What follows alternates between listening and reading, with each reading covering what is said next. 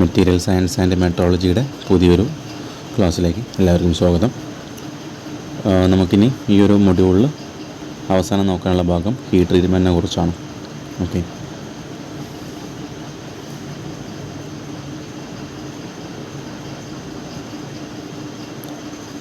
So നമുക്ക് നോക്കാം എന്താണ് ഹീറ്റ് ട്രീറ്റ്മെൻറ്റ് എന്ന് ഉദ്ദേശിക്കുന്നത്.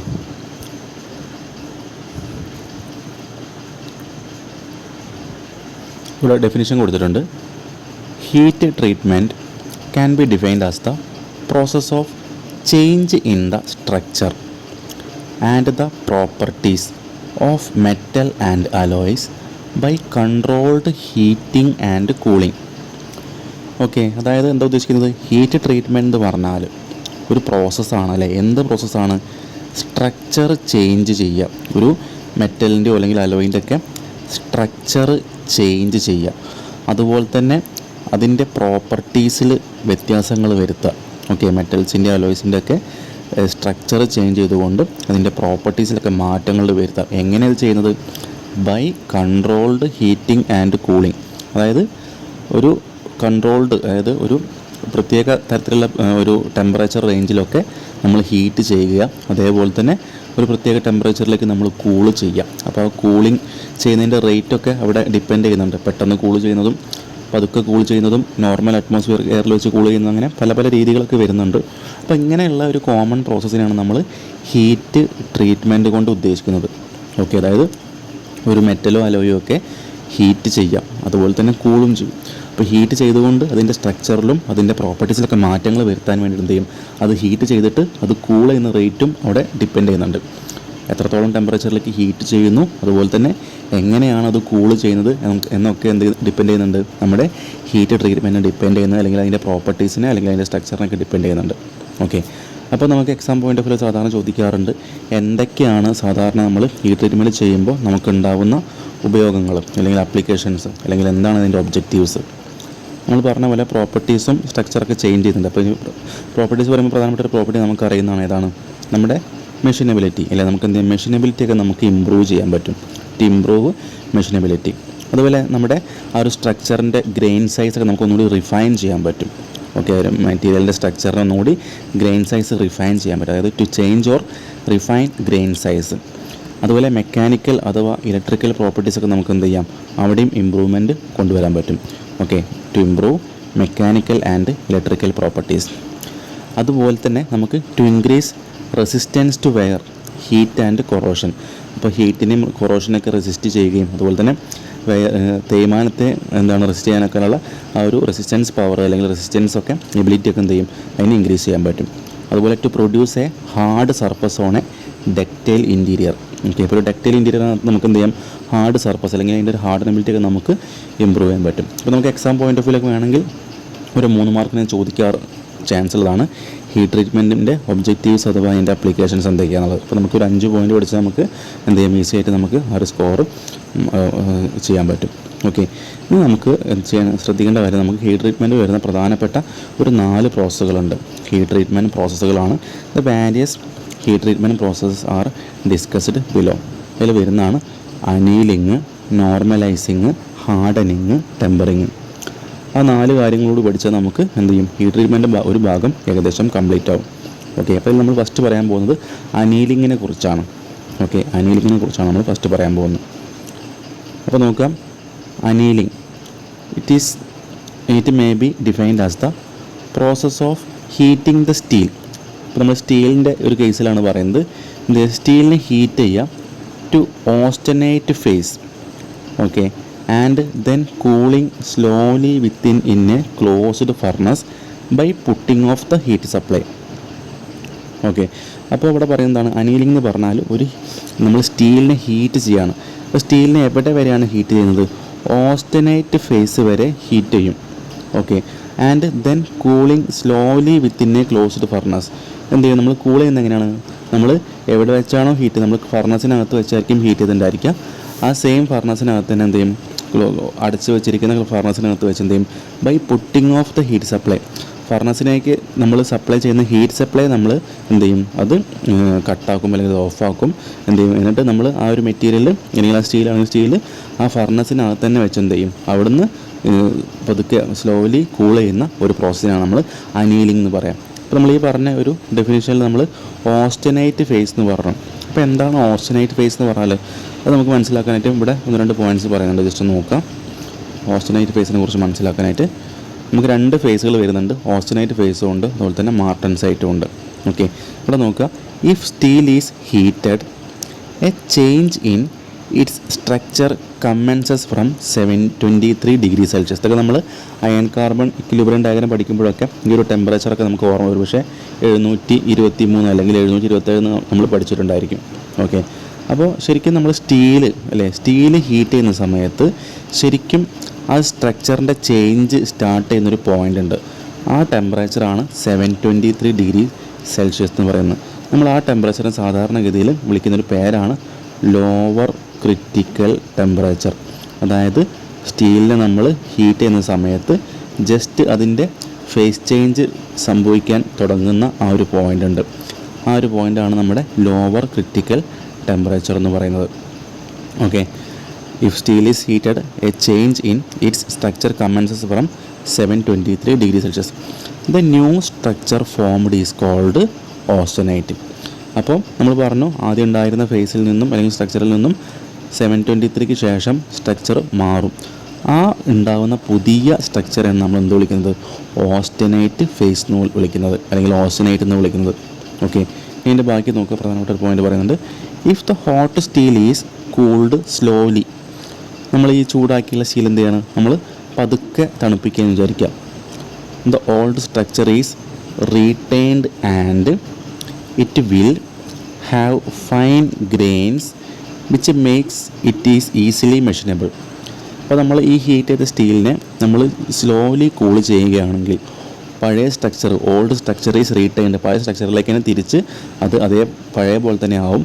And it will have fine grains. അതുപോലെ എന്ത് ചെയ്യും, ആ ഒരു മെറ്റീരിയലിൻ്റെ ഗ്രെയിൻ സൈസ് ഒക്കെ എന്ത് ചെയ്യും, ഫൈൻ ഗ്രെയിൻസ് ആയിട്ട് മാറുകയും വിച്ച് മേക്സ് ഇറ്റ് ഈസിലി മെഷീനബിൾ. എന്തായിരിക്കും അത് കാരണം ആ ഒരു മെറ്റീരിയലിൻ്റെ മെഷീനബിലിറ്റി അഥവാ ആ സ്റ്റീലിൻ്റെ മെഷീനബിലിറ്റി ഇമ്പ്രൂവ് ആവുകയും ചെയ്യും. ഓക്കെ, അപ്പോൾ അത്രയും മനസ്സിലായെന്ന് വിചാരിക്കുന്നു. ലാസ്റ്റ് നോക്കാം. If the hot steel is cooled rapidly. ശ്രദ്ധിക്കണം, rapidly. If the hot steel is cooled rapidly the austenite phase changes into a new structure called martensite. അല്ലേ, നമ്മൾ തൊട്ട് മുന്നേ സ്റ്റീല് സ്ലോലി കൂൾ ചെയ്യുമ്പോൾ സംഭവിക്കുന്ന കാര്യം പറഞ്ഞു. സ്റ്റീൽ സ്ലോലി കൂൾ ചെയ്യുമ്പോൾ പഴയ സ്ട്രക്ചറിലേക്ക് തന്നെ തിരിച്ചു വരും. അതുപോലെ ഫൈൻ ഗ്രെയിൻസ് ഉണ്ടാവും. അതുപോലെ എന്ത് ചെയ്യും, അത് കാരണം അത് ഈസിലി മെഷീനബിൾ ആവും, അല്ലെങ്കിൽ അതിൻ്റെ മെഷീനബിലിറ്റി നമുക്ക് ഇമ്പ്രൂവ് ചെയ്യാൻ പറ്റും. എന്നാൽ ഇവിടെ എന്താ സംഭവിക്കുന്നത്, if the hot steel is cooled rapidly, നമ്മൾ സഡനായിട്ട് എന്ത് ചെയ്യാണ്, ഹോട്ട് സ്റ്റീൽ നമ്മൾ തണുപ്പിക്കുക വിചാരിക്കുക. The austenite changes into a new structure. എന്ത് ചെയ്യും, ആ ഓസ്റ്റനൈറ്റായി മാറിയത് തിരിച്ച് പുതിയൊരു സ്ട്രക്ചറായിട്ടാണ് പിന്നെ കൺവേർട്ട് ആവുന്നത്. The austenite changes into a new structure called, ആ സ്ട്രക്ചറിൻ്റെ പേരാണ് മാർട്ടൻസൈറ്റ്. അപ്പോൾ ഈ മാർട്ടൻസൈറ്റും ഓസ്റ്റനൈറ്റൊക്കെ നമുക്ക് വേണമെങ്കിൽ എക്സാം പോയിൻ്റ് ഓഫ് വ്യൂ ഒരു മാർക്കിന്, നമ്മുടെ തിയറി എക്സാമിന് ഒരു മാർക്കിന് പ്രതീക്ഷിക്കാവുന്നതാണ്. എന്നാൽ നമ്മൾ ഭാവിയിൽ PSC എക്സാമോ RRB എക്സാമോ ഒക്കെ വരുന്ന സമയത്ത് അവിടെ നമുക്ക് ഈ ക്വസ്റ്റ്യൻസ് ചോദിക്കാൻ ചാൻസ് ഉണ്ട്. നമ്മൾ റാപ്പിഡായിട്ട് സ്റ്റീലിനെ കൂൾ ചെയ്യുമ്പോൾ സംഭവിക്കുന്ന അല്ലെങ്കിൽ ഏത് ഫേസിലേക്കാണ് അല്ലെങ്കിൽ ഏത് സ്ട്രക്ചറിലേക്കാണ് കൺവേർട്ട് ആവുന്നത്. നമ്മുടെ ഓപ്ഷൻസിലുണ്ടായിരിക്കും മാർട്ടൻസൈറ്റ്, ഓസ്റ്റനൈറ്റ്, പിയർലൈറ്റ്, അങ്ങനെ കുറേ ഓപ്ഷൻസ് ഉണ്ടായിരിക്കും. അപ്പോൾ നമുക്ക് അവിടെ കൺഫ്യൂഷൻ വരാൻ പാടില്ല. സഡൻ കൂൾ അല്ലെങ്കിൽ റാപ്പിഡായിട്ട് കൂൾ ചെയ്ത് എന്തായിരിക്കും, അവിടെ മാർട്ടൻസൈറ്റ് ആയിരിക്കും ഫോം ചെയ്യുന്നുണ്ടായിരിക്കുക. ഓക്കെ, ലാസ്റ്റ് നോക്കാം. This structure is very fine grind, very hard and magnetic. അപ്പോൾ ഈ മാർട്ടൻസൈറ്റ് എന്ന് പറഞ്ഞ സ്ട്രക്ചർ എന്താണ്, വെരി ഫൈനാണ്, ഫൈൻ ഗ്രൈൻഡ് ആണ്, അതുപോലെ തന്നെ വെരി ഹാർഡാണ്. അപ്പോൾ ഓർക്കണം, പ്രധാനപ്പെട്ട പോയിന്റ് വെരി ഹാർഡാണ്. ഓക്കെ, ഹാർഡ്നെസ് ആണ് കൂളാണ് ചെയ്യുന്നത്. നമ്മൾ സഡൻ കൂൾ ചെയ്യുമ്പോൾ സ്റ്റീലിനെ ഓസ്റ്റനൈറ്റ് ഫേസിലേക്ക് കൺവേർട്ട് ചെയ്തതിന് ശേഷം നമ്മൾ സഡൻ കൂൾ ചെയ്താൽ ഫൈൻ ഗ്രൈൻഡ് ആവും. അതേപോലെ തന്നെ വെരി ഹാർഡായി മാറും. അതായത് ആ ഒരു മെറ്റീരിയൽ ഹാർഡായിട്ട് മാറും. It is extremely wear resistant and can cut other metals. അല്ലേ, അപ്പോൾ ഹാർഡായി മാറുകയും അതുമൂലം എന്ത് ചെയ്യും, എക്സ്ട്രീംലി വെയർ റെസിസ്റ്റൻ്റ് ആയിട്ട് മാറുകയും അതുമൂലം നമുക്ക് ക്യാൻ കട്ട് അതർ മെറ്റൽസ്, അതായത് അതർ മെറ്റൽസിനെ കട്ട് ചെയ്യാൻ പറ്റുമെന്ന് പറഞ്ഞതിൻ്റെ അർത്ഥം എന്താ, അതിൻ്റെ ഹാർഡ്നെസ് ഒരുപാട് ഇൻക്രീസ് ചെയ്തെന്നാണ് മനസ്സിലാക്കേണ്ടത്. ഓക്കെ, അപ്പോൾ ഓസ്റ്റനൈറ്റും മാർട്ടൻസൈറ്റും എന്താണെന്നുള്ളത് നമുക്ക് ഇത്രയും കാര്യങ്ങൾ വായിച്ച് നോക്കുമ്പോൾ മനസ്സിലാവും. അപ്പോൾ ഒന്നും കൂടി അത്തരം കാര്യങ്ങൾ കേട്ട് നോക്കിയാൽ ആ ഒരു ഭാഗം ഒന്ന് മനസ്സിൽ പതിയുന്നതാണ്. നമുക്ക് നേരത്തെ പറഞ്ഞു നിർത്തിയതിൻ്റെ ബാക്കിയിലേക്ക് പോവാം. ഓക്കെ, ഇനി ഇവിടെ നോക്കുക, നമ്മൾ പറഞ്ഞു അനീലിംഗ് എന്ന് പറഞ്ഞാൽ annealing may be defined as the process of heating the steel to austenite phase. ഇനിയിപ്പോൾ കൺഫ്യൂഷൻ ഇല്ലല്ലോ, എന്താണ് ഓസ്റ്റനൈറ്റ് ഫേസ് നമുക്ക് മനസ്സിലായിട്ടുണ്ടായിരിക്കും. ജസ്റ്റ് സ്റ്റീൽ ആ ഒരു ഫസ്റ്റ് സ്ട്രക്ചർ ട്രാൻസ്ഫോർമേഷനാണ് ഓസ്റ്റനൈറ്റ് എന്ന് പറയുന്നത്. And then cooling slowly. എങ്ങനെ നമ്മൾ കൂൾ ചെയ്യുന്നത്? സ്ലോലി കൂൾ ചെയ്യുന്നു. എങ്ങനെ? നമ്മൾ ഫർണസിനകത്ത് വെച്ചായിരിക്കും ഹീറ്റ് ചെയ്തിട്ടുണ്ടായിരിക്കുക. സെയിം ഫർണസിനകത്ത് തന്നെ വെച്ച് നമ്മൾ എന്ത് ചെയ്യും? നമ്മൾ ഫർണസിലേക്കുള്ള ഹീറ്റ് സപ്ലൈ മാത്രം കട്ടാക്കും, എന്തില്ല ഫർണസ് നമ്മൾ പുറത്തേക്ക് എടുക്കില്ല. അപ്പോൾ അങ്ങനെ ചെയ്യുന്ന ഹീറ്റ് ട്രീറ്റ്മെൻറ്റ് പ്രോസസ്സാണ് നമ്മുടെ അനീലിംഗ് എന്ന് പറയുന്നത്. So after annealing the steel becomes more ductile. Okay, അപ്പോൾ അനീലിംഗിന് ശേഷം എന്തായിരിക്കും? സ്റ്റീൽ മോർ ഡക്റ്റൈലായിട്ട് മാറും. ഡക്റ്റൈൽ എന്ന് പറയുന്നത് നമുക്കറിയാം, അതിന് നമുക്ക് ഇങ്ങനെ ഇത്ര പോകുന്നൊരു സ്റ്റീലിൻ്റെ പീസാണ്, നമുക്കതിനെ ഡക്റ്റിലിറ്റി കൂടി എന്ന് പറയുന്നത് എന്താണ്? അത് നമുക്കിങ്ങനെ പിടിച്ച് വലിച്ച് നീട്ടാൻ സാധിക്കും. ഓക്കെ, അതാണ് നമ്മൾ ഡക്റ്റൈൽ മെറ്റീരിയൽ എന്ന് ഉദ്ദേശിക്കുന്നത്. ഇനി നമുക്ക് എക്സാം പോയിൻ്റ് പ്രതീക്ഷിക്കുന്ന ക്വസ്റ്റ്യനാണ് അനീലിങ്ങിൻ്റെ പർപ്പസുകൾ. അപ്പോൾ ഓർത്ത് വെക്കണം, ടു റിലീവ് ഇൻറ്റേർണൽ സ്ട്രെസ്സ്. നമ്മുടെ മെറ്റീരിയൽ, അതായത് സ്റ്റീലിൻ്റെയൊക്കെ മെറ്റീരിയലിനകത്തുള്ള ഇൻറ്റേർണൽ സ്ട്രെസ്സ് നമുക്ക് റിലീവ് ചെയ്യാൻ പറ്റും. അതുപോലെ മെഷീനബിലിറ്റി നമുക്ക് ഇമ്പ്രൂവ് ചെയ്യാൻ പറ്റും. അതുപോലെ ഗ്രെയിൻസ് നമുക്ക് റിഫൈൻ ചെയ്യാൻ പറ്റും. അതുപോലെ നമുക്ക് ഹാർഡ്നെസ്സും റിഡ്യൂസ് ചെയ്യാൻ പറ്റും. ഓക്കെ, ഹാർഡ്നെസ് റിഡ്യൂസ് ചെയ്യാൻ പറ്റും, ഗ്രെയിൻസ് റിഫൈൻ ചെയ്യാൻ പറ്റും, മെഷീനബിലിറ്റി ഇമ്പ്രൂവ് ചെയ്യാൻ പറ്റും, ഇൻറ്റേർണൽ സ്ട്രെസ്സ് റിലീവ് ചെയ്യാൻ പറ്റും. അപ്പോൾ 4 പോയിൻ്റ് പഠിച്ച് വെക്കാം.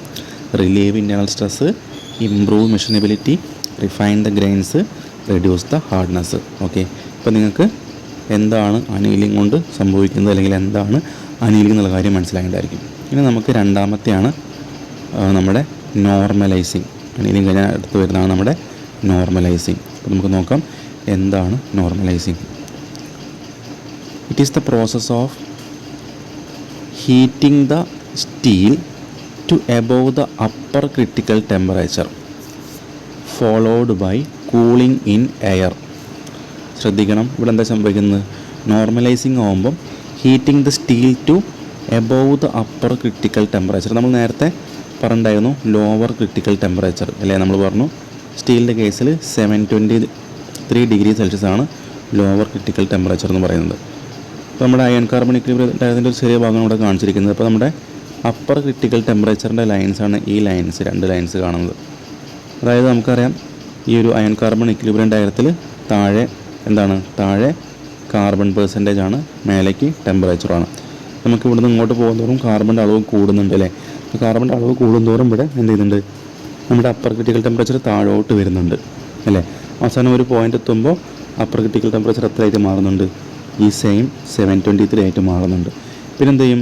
ആ പോയിൻ്റിൽ പിന്നെയും റൈറ്റിലേക്ക് പോകുമ്പോൾ വീണ്ടും അപ്പർ ക്രിട്ടിക്കൽ ടെമ്പറേച്ചർ വീണ്ടും കൂടുന്നുണ്ട്. അതായത് ആ ഒരു പോയിൻ്റ് എന്ന് പറഞ്ഞാൽ ശരിക്കും 0.8 ആണ് അല്ലേ?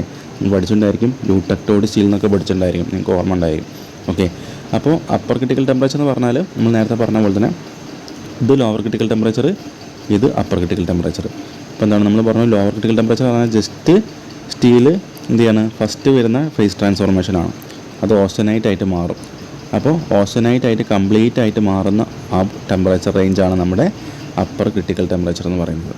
ഓക്കെ, അപ്പോൾ അത് മനസ്സിലാക്കി വെക്കുക. അപ്പോൾ നോർമലൈസിൽ എന്താ ചെയ്യുന്നത് വെച്ചാൽ നമ്മൾ എന്ത് ചെയ്യുന്നു? സ്റ്റീൽ നമ്മൾ ഹീറ്റ് ചെയ്യുന്നത് steel to above the upper critical temperature. Upper critical ടെമ്പറേച്ചറിനേക്കാളും നമ്മൾ ഹീറ്റ് ചെയ്യുന്നുണ്ട് അല്ല? നേരത്തെ എങ്ങനെയാണ് ചെയ്തത്? അനീലിങ്ങിലാവുമ്പോൾ may be defined as the process of heating the steel to austenite phase അല്ലെ? ജസ്റ്റ് ഓസ്റ്റനൈറ്റ് ഫേസിലേക്ക് നമ്മൾ ഹീറ്റ് ചെയ്യുന്നുള്ളൂ. അതിൻ്റെ അർത്ഥം ജസ്റ്റ് നമ്മുടെ ഇതാണ് ഓസ്റ്റനൈറ്റ് ഫേസ്, ഇവിടെ നിന്ന് അങ്ങോട്ടാണ് ഓസ്റ്റനൈറ്റ് ഫേസ് വരിക. അത് ലോവർ ക്രിട്ടിക്കൽ ടെമ്പറേച്ചറിൻ്റെ മേലേക്കാണ് ഓസ്റ്റനൈറ്റ് ഫേസ് വരിക. ജസ്റ്റ് ലോവർ ക്രിട്ടിക്കൽ ടെമ്പറേച്ചർ അങ്ങനെ ജസ്റ്റ് മേലേക്ക് നമ്മൾ ഹീറ്റ് ചെയ്യുന്നുള്ളൂ അനീലിങ്ങിൽ. എന്നാൽ നമ്മുടെ നമ്മളിപ്പോൾ പഠിക്കാൻ പോകുന്ന നോർമലൈസിങ് എങ്ങനെയാണ്? നമ്മുടെ അപ്പർ ക്രിട്ടിക്കൽ ടെമ്പറേച്ചറിനേക്കാളും മേലേക്കാണ് നമ്മൾ ഹീറ്റ് ചെയ്യുന്നത്. ഓക്കെ, ബാക്കി നോക്കാം. Normalising is the process of heating the steel to above the upper critical temperature followed by cooling in air. അപ്പോൾ ഇവിടെ ശ്രദ്ധിക്കേണ്ടത് എങ്ങനെയാണ് കൂൾ ചെയ്യുന്നത്? നമ്മൾ എയറിൽ വെച്ചാണ് കൂളിംഗ് ചെയ്യുന്നത്. അതായത് നമ്മൾ നേരത്തെ അനീലിങ്ങിലാവുമ്പം സെയിം ഫർണസിനകത്ത് വെച്ചാണ് നമ്മൾ കൂൾ ചെയ്തിട്ടുണ്ടായിരുന്നത്. അതായത് ഫർണസിലേക്കുള്ള ഹീറ്റ് സപ്ലൈ കട്ട് ഓഫ് ചെയ്യും. ഇവിടെ എന്ത് ചെയ്യും? ഫർണസ് നമ്മൾ എന്ത് ചെയ്യും? ആ ഒരു മെറ്റീരിയൽ നമ്മൾ പുറത്തേക്ക് മാറ്റി വെക്കും, എയറിലേക്ക്, ഓപ്പൺ എയറിലേക്ക് അല്ലെങ്കിൽ ഓപ്പൺ റൂമിലേക്ക് മാറ്റി വെക്കും. അപ്പോൾ ഓപ്പൺ എയറിൽ വെച്ച് എന്ത് ചെയ്യും? സാവധാനം ആയിരിക്കും കൂൾ ചെയ്യുന്നുണ്ടായിരിക്കും. അപ്പോൾ ഈ പ്രോസസ്സാണ് നമ്മുടെ നോർമലൈസിങ് എന്ന് പറയുന്നത്. ഇപ്പോൾ രണ്ടും കൺഫ്യൂഷൻ വരണ്ട, രണ്ടും മനസ്സിലാക്കി പഠിക്കുക. ഇനി നമുക്ക് ഇതിലും എന്താണ് നേരത്തെ പഠിച്ച പോലെ ദ പർപ്പസ് ഓഫ് നോർമലൈസിങ് നമുക്ക് എക്സാം പോയിൻ്റ് ഓഫ് ചോദിക്കാവുന്നതാണ്. അപ്പോൾ ഇതൊക്കെ നമുക്ക് നേരത്തെ നമ്മൾ അനീലിംഗിൽ പഠിച്ച പോലത്തെ പോയിൻറ്റ്സൊക്കെ തന്നെ എവിടെയും വരിക, വലിയ വ്യത്യാസങ്ങളൊന്നും ഉണ്ടായിരിക്കില്ല. അപ്പോൾ നമുക്ക് ഓരോന്ന് 1 by 1 നോക്കാം. ടു റിലീവ് ഇൻറ്റേർണൽ സ്ട്രെസ് നമ്മൾ നേരത്തെ അനീലിംഗിൽ പറഞ്ഞിട്ടുണ്ടായിരുന്നു. To refine the grain structure ഇതും നമ്മൾ അനീലിംഗിൽ പറഞ്ഞ പോയിൻ്റാണ്. ടു ഇംപ്രൂവ് ദ മെഷീനബിലിറ്റി അതും നമ്മൾ അനീലിംഗിൽ പറഞ്ഞതാണ്. പിന്നെ to improve strength and toughness അത് നമ്മൾ അനീലിംഗിൽ പറഞ്ഞിട്ടുണ്ടായിരിക്കില്ല. ഇപ്പോൾ നോർമലൈസ് ചെയ്താൽ നമുക്ക് സ്ട്രെങ്ത്തും ടഫ്നെസ്സും ഇമ്പ്രൂവ് ചെയ്യാൻ പറ്റും. To improve the structure of weld ഇപ്പോൾ വെൽഡിൻ്റെ സ്ട്രക്ചറും നമുക്ക് ഇമ്പ്രൂവ് ചെയ്യാൻ പറ്റും. നമുക്കിവിടെ 5 പോയിൻ്റ് ഉണ്ടെങ്കിൽ നമ്മുടെ 3 പോയിൻ്റ് നമ്മൾ നേരത്തെ പഠിച്ചാണ്, ബാക്കി 2 പോയിൻ്റ് മാത്രമേ എക്സ്ട്രാ വരുന്നുള്ളൂ. അപ്പോൾ നിങ്ങൾ പഠിക്കുമ്പോൾ എല്ലാം പരസ്പരം റിലേറ്റ് ചെയ്ത് പഠിക്കുക. കോമൺ ആയിട്ട് കുറേ പോയിൻറ്റ്സൊക്കെ ഒരേപോലെ വരും.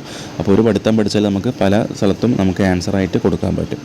ഓക്കെ, അപ്പോൾ നമ്മുടെ 2 പ്രോസസ്സായി, ഹീറ്റ് ട്രീറ്റ്മെൻറ്റായി, അനീലിംഗ് മനസ്സിലായിട്ടുണ്ടായിരിക്കും, നോർമലൈസിങ് മനസ്സിലായിട്ടുണ്ടായിരിക്കും. അടുത്താണ് നമ്മുടെ ഹാർഡനിങ്. ഓക്കെ, ഹാർഡനിങ് നമുക്ക് എന്താ പറയുന്നത് നോക്കാം. Hardening may be defined as the process of heating the steel to austenite phase followed by rapid cooling in a liquid bath such as water or oil.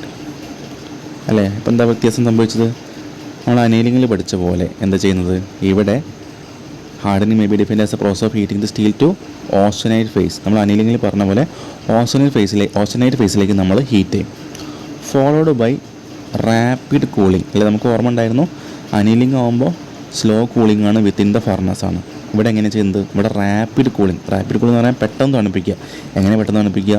Rapid cooling ഇന്നെ liquid Baat അല്ലേ, നമ്മൾ വെള്ളത്തിലേക്ക് പെട്ടെന്ന് എന്ത് ചെയ്യുക, അതിനങ്ങോട്ട് ഇമ്മേഴ്സ് ചെയ്യുക, അല്ലെങ്കിൽ വാട്ടറിലേക്ക് ഓയിലിലേക്ക് നമ്മൾ എന്ത് ചെയ്യുക, ഇമ്മേഴ്സ് ചെയ്ത് എന്തായിരിക്കും പെട്ടെന്ന് അത് ചൂടുള്ള സാധനം പെട്ടെന്ന് തണുത്തു പോകും. അപ്പോൾ അങ്ങനെ ചെയ്യുന്ന പ്രോസസ്സാണ് ഹാർഡനിങ് എന്ന് പറഞ്ഞാൽ.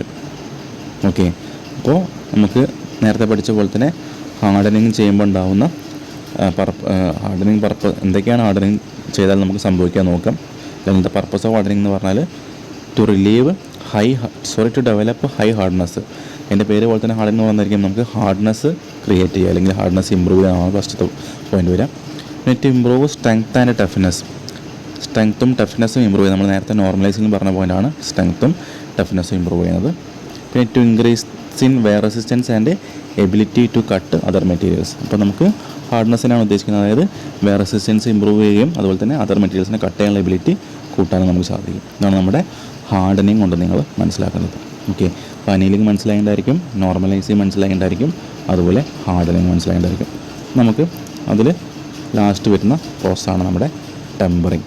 ഓക്കെ, ടെമ്പറിങ് അപ്പോൾ നോക്കാം. ടെമ്പറിങ് എന്ന് പറഞ്ഞാൽ tempering is a process of heating hardened steel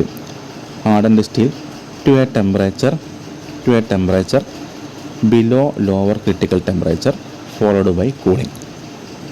ഇതെന്താ പറയുന്നത്?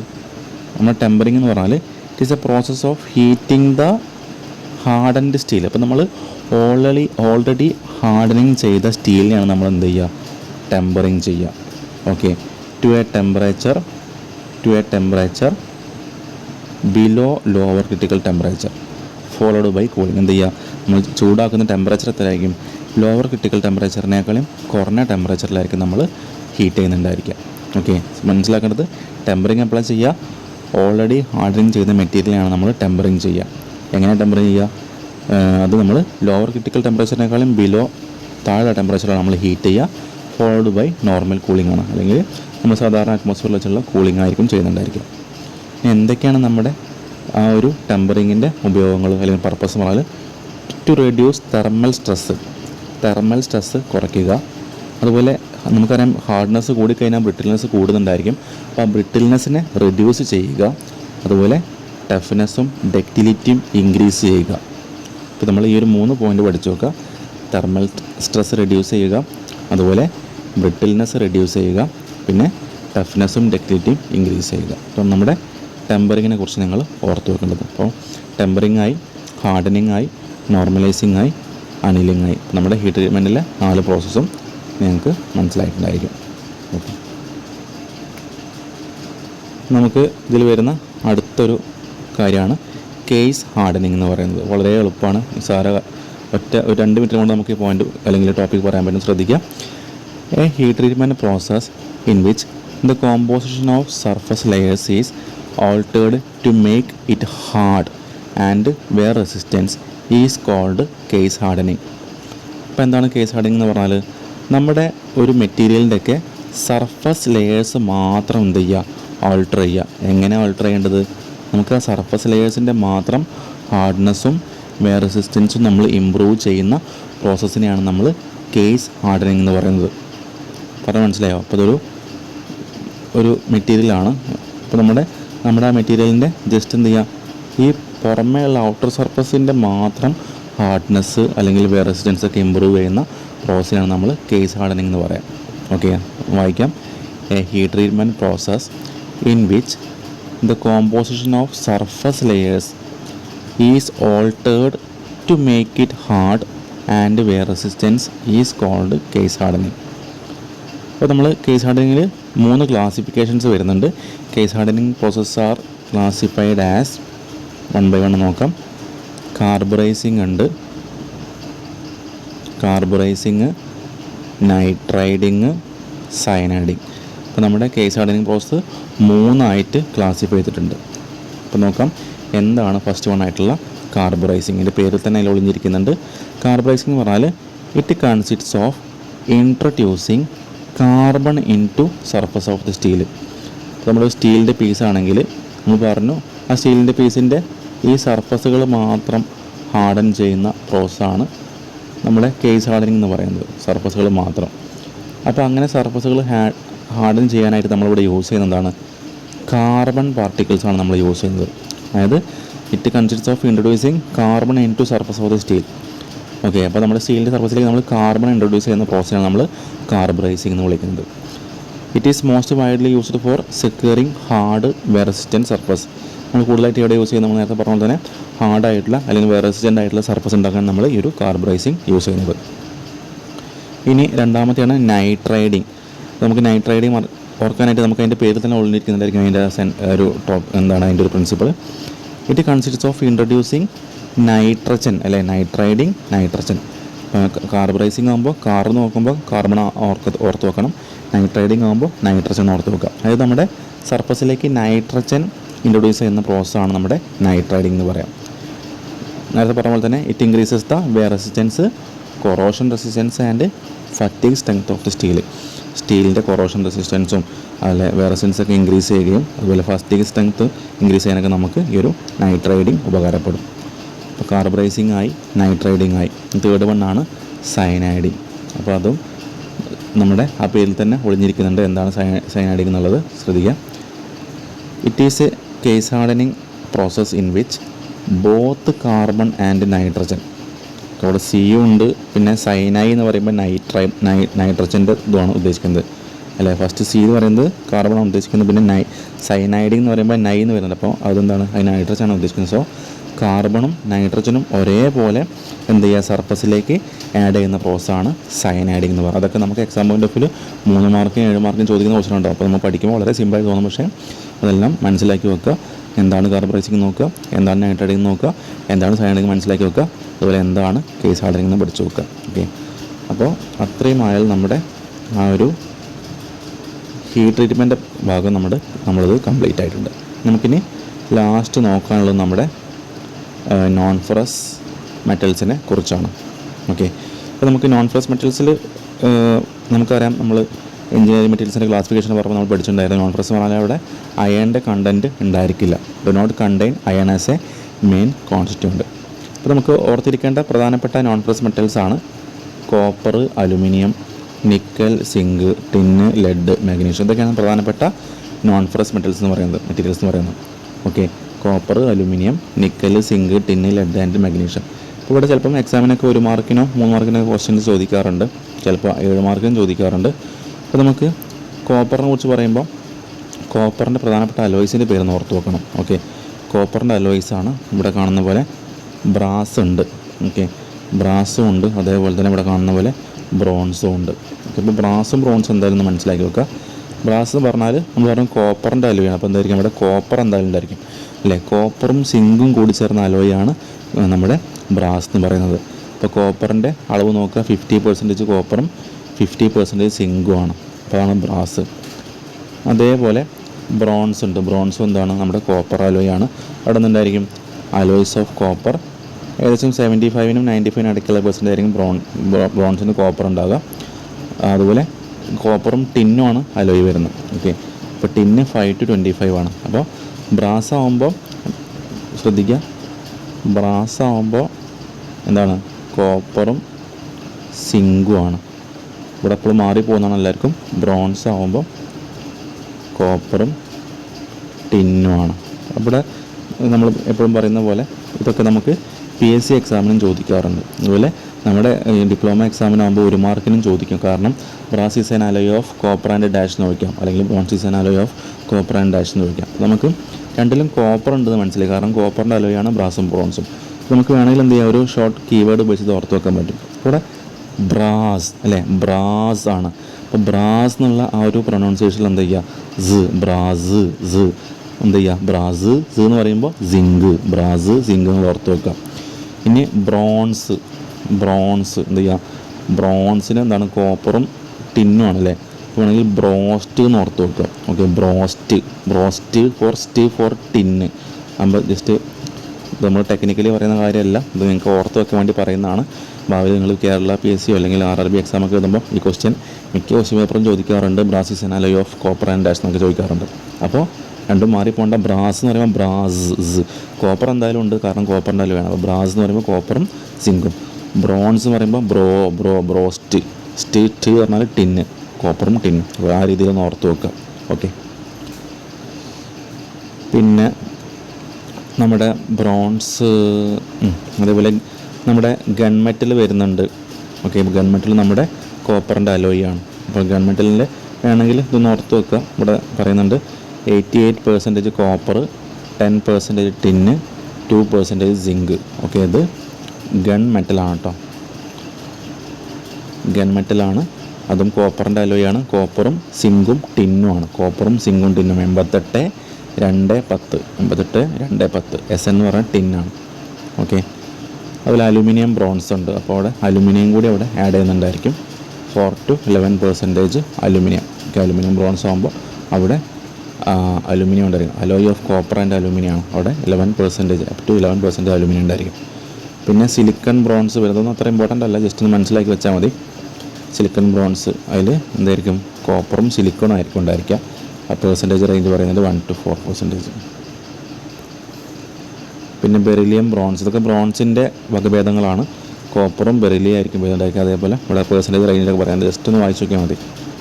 ഓക്കെ, പിന്നെ അതേപോലെ തന്നെ നമ്മുടെ കോപ്പറിൻ്റെ മറ്റൊരു അലോയാണ് ബെൽ മെറ്റൽ എന്ന് പറയുന്നത്. അതായത് it contains 15 to 20% tin. Okay, അപ്പോൾ കോപ്പറും ടിന്നുമാണ്. ഓക്കെ, അപ്പോൾ കോപ്പറും ടിന്നുമാണ്. ടിന്നിൻ്റെ പെർസെൻറ്റേജ് 15 to 20 ആണ് പറയുന്നത്. ഓക്കെ, നമ്മൾ നേരത്തെ ഓൾറെഡി ഗൺമെറ്റൽ പറഞ്ഞു 88, 10, 2 അല്ലേ, കോപ്പർ, ടിന്ന്, സിങ്ക്. പിന്നെ വരുന്നത് നമ്മുടെ അലുമിനിയത്തിൻ്റെ അലോയ്സാണ്. അലുമിനിയം അലോയ്സാണ്. അതിൽ വരുന്നതാണ് ഡ്യൂറാലുമിൻ. ഓക്കെ, അലുമിനിയം അലോയാണ് പ്രധാനപ്പെട്ട ഒരു അലുമിനിയം അലോയാണ് ഡ്യൂറാലുമിൻ. അതിൻ്റെ പ്രോപ്പർട്ടീസൊക്കെ ഇവിടെ കൊടുത്തിട്ടുണ്ട്, ജസ്റ്റ് ഒന്ന് വായിച്ച് നോക്കുക. It can be cast, forged and stamped. അതുപോലെ ഹൈ ടെൻസൈൽ സ്ട്രെങ്ത് ഉണ്ടായിരിക്കും, ഹൈ ഇലക്ട്രിക്കൽ കണ്ടക്റ്റൻസ് ഉണ്ടായിരിക്കും. നമുക്കറിയാം ഓൾറെഡി അലുമിനിയത്തിന് അത്യാവശ്യം കണ്ടക്റ്റൻസ് ഉള്ളതാണ്. പിന്നെ it hardens spontaneously when exposed to room temperature. ഇപ്പോൾ റൂം ടെമ്പറേച്ചറിൽ എക്സ്പോസ് ചെയ്താൽ എന്തായാലും അത് ഹാർഡായിട്ട് മാറും. പിന്നെ മെൽറ്റിംഗ് പോയിൻ്റ്, അലുമിനിയത്തിൻ്റെ മെൽറ്റിംഗ് പോയിൻ്റ് 650 ഡിഗ്രി സെൽഷ്യസാണ്. അതൊക്കെ നമുക്ക് ഇപ്പോൾ ആവശ്യമില്ല, അതൊക്കെ നമ്മൾ ഭാവിയിൽ PSC എക്സാമിന് സാധാരണ ചോദിക്കുന്നതാണ് അലുമിനിയത്തിൻ്റെ മെൽറ്റിംഗ് പോയിൻ്റൊക്കെ. ഓക്കെ, അപ്പോൾ ജസ്റ്റ് അലുമിനിയം അലോയ്സിൻ്റെ പ്രോപ്പർട്ടീസ് ഒന്ന് ജസ്റ്റ് ഒന്ന് മനസ്സിലാക്കി വെക്കുക. ചിലപ്പോൾ എക്സാം വേണ്ടിയൊക്കെ 3 മാർക്കിനൊക്കെ ചോദിക്കാൻ ചാൻസ് ഉണ്ട്. ഓക്കെ, പിന്നെ അലുമിനിയത്തിൻ്റെ യൂസ് അല്ലേ, എന്തൊക്കെ യൂസ് ചെയ്യുന്നത് ജസ്റ്റ് ഓർത്ത് വെക്കുക. It is widely used four sheet ഉണ്ടാക്കാനും ട്യൂബ് ഉണ്ടാക്കാനും ഫോർജിങ്സ്, റിവറ്റ്, നെറ്റ്, ബോൾട്ട് ഒക്കെ ഉണ്ടാക്കാനായിട്ട്.